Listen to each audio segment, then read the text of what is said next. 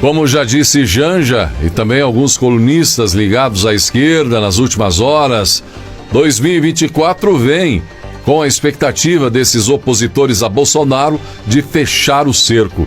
Disseram que a Polícia Federal até está traçando roteiro para fechar investigações contra Bolsonaro. Janja até afirmou que, se tudo der certo, ele será preso em breve, levantando questionamentos como assim, o que ela sabe, uma tramóia, o que está sendo armado contra Bolsonaro. Apoiadores de Bolsonaro dizem saber que isso seria um absurdo, já que poderiam levá-lo à prisão por questões irrelevantes, enquanto corruptos de elevada grandeza foram descondenados e andam livremente por aí após múltiplas provas de grande corrupção contra o erário público, incluindo confissões. Se a turma ligada ao atual presidente petista e outros poderosos inimigos de Bolsonaro fala em prisão do político, que mesmo inelegível é o que mais atrai apoio popular, sempre com o povo do lado dele, consideram, inclusive, uma das maiores injustiças cometidas na história do país a possibilidade, dele estar inelegível, o fato de ele estar inelegível. Seus apoiadores não concordam de forma alguma e dizem que Bolsonaro seria o mais elegível dos políticos atuais. Como torná-lo inelegível por uma reunião onde ousou questionar um sistema, dizem alguns. Aí, quem apoia Bolsonaro ainda tem a esperança de que a verdadeira justiça prevaleça. É que advogados e políticos alinhados a Jair Bolsonaro têm intensificado esforços junto ao Supremo Tribunal Federal para reverter a inelegibilidade decretada pelo TSE. A intenção é permitir que Bolsonaro possa concorrer à presidência em 2026. Apesar da dificuldade da missão, os envolvidos acreditam na importância de manter o pleito ativo com os ministros. Após a crise desencadeada pelo voto do líder do governo, Jacques Wagner, em favor de uma proposta limitando as decisões monocráticas da Corte, o movimento ganhou força agora nos últimos dias. Porém, pelo menos 4 ministros do STF teriam expressado à parte da imprensa a visão de que não há chances de reversão da inelegibilidade de Bolsonaro no STF. Gente, o fato é que com essa formação de indicados pelo PT ao STF, a questão justiça ou legalidade pouco importa. Tudo é uma questão política, ideológica. E Bolsonaro não tem nenhuma chance, como Lula teve, chegando a ser até descondenado e tendo garantida sua eleição em 2022, como disse Gilmar Mendes quando afirmou: se hoje temos a eleição do Lula, isso se deveu a uma decisão do STF. Então a esperança é remota.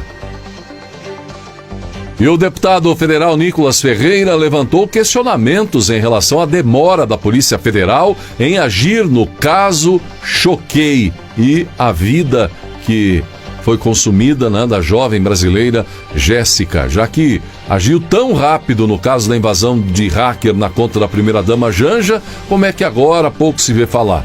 Em sua conta no X, ex-Twitter, o deputado federal Nicolas Ferreira mencionou que a Polícia Federal agiu prontamente no caso do hacker adolescente envolvido no ataque à conta da primeira-dama Janja. O ataque à Janja ocorreu em 11 de dezembro e a Polícia Federal realizou buscas em Minas Gerais no dia seguinte, resultando em 4 mandados de busca e apreensão. Mas agora, com uma vida perdida por fake news do perfil de esquerda Choquei, pouco ou nada se vê. O vereador Carlos Bolsonaro, filho do ex-presidente Jair Bolsonaro, chegou a comentar as declarações de Nicolas, classificando a situação como uma piada e sugerindo que tudo seria uma coincidência. Quase um ano depois de fracassar no 8 de janeiro de 2023 e ter seu ministro da Justiça olhando a invasão acontecer e o ministro do GSI orientando os invasores dentro do Palácio do Planalto, agora o governo emite alertas, mas para 8 de janeiro do ano que vem. O Ministério da Justiça e Segurança Pública diz estar monitorando diversas frentes em busca de possíveis planos de ataques antidemocráticos no dia 8 de janeiro de 2024. Em uma coletiva de imprensa, o secretário executivo do Ministério da Justiça, Ricardo Capelli, destacou o monitoramento de ameaças e possíveis ataques às instituições. O governo organiza um evento para lembrar os atos ocorridos neste ano, concentrando esforços para, diz, evitar uma situação semelhante, já que em 2023, aparentemente, o governo não fez nada para evitar. Os fatos ocorridos em 8 de janeiro deste ano foram, uma mão na roda para o governo petista evitar um levante popular contra a volta de Lula ao poder, já que milhões de brasileiros não concordavam com a força dada pela justiça brasileira e pelos cancelamentos de condenações em investigações contra corruptos descobertos pela Lava Jato. Agora, uma solenidade por iniciativa de Lula, que diz que será uma celebração democrática, contando com a presença dos presidentes da Câmara dos Deputados, do Senado Federal e do STF, mesmo com tantos questionamentos de brasileiros presos ainda em referência a 8 de janeiro, aos atos cometidos naquela data, a maioria inocente, mas com tornozeleira e com implicâncias judiciais terríveis que pode comprometer a vida toda. A questão é clara, gente. A palavra democracia tem sido usada para fortalecer narrativas de ataques a opositores no Brasil e no mundo. Se a iniciativa agora, para o 8 de janeiro próximo, fosse do povo brasileiro em defesa da democracia, aí sim poderia ser algo genuíno. Mas partindo de políticos com uma biografia manchada por escândalos, não convence ninguém, falta credibilidade, só servirá para piorar a imagem deles próprios e de outros poderosos, esses que usarão da democracia para fortalecer seus interesses políticos. Por fim, a pergunta que fica é: vai ter povo nesse troço? Muitos brasileiros usariam a frase da seguinte forma: força sombria está tentando destruir o Brasil. Mas a frase original, dita pelo famoso jornalista norte-americano, o Tucker Carlson, diz: força sombria está tentando destruir os Estados Unidos.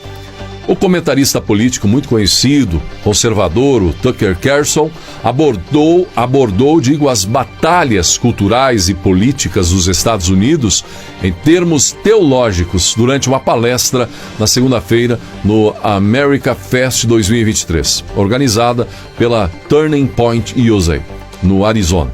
A evidência mostra inconfundivelmente uma aceleração nesse país, começou ele, e continua, por parte de uma força sombria, cujo único impulso é destruir, não melhorar ou criar, mas destruir. E está por toda parte ao nosso redor.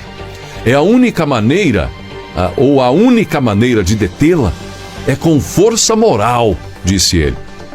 Segundo o The Christian Post, Carlson argumentou que os líderes políticos nos Estados Unidos e em outras nações ocidentais têm se tornado cada vez mais irracionais com suas políticas. Se você vive em uma sociedade onde as pessoas no comando apenas querem vender você para ficarem ricas, isso é ruim. Mas não é isso que estamos vendo. Estamos testemunhando algo muito mais sombrio que isso, disse ele. Além disso, Carlson acredita que as táticas da administração Biden indicam a intenção de destruir os Estados Unidos. Ao implementar políticas que prejudicam a economia e desencorajam efetivamente os jovens de formar famílias, Carlson acredita que muitos políticos eleitos estão servindo como um conduto do mal. É um pouco como queimar sua própria casa. Então, por que você faria isso? Isso não é apenas um ato de destruição, é um ato de autodestruição. Então, isso é um programa político? Não. Um programa político é projetado para ajudar as pessoas. O programa deles não ajuda ninguém.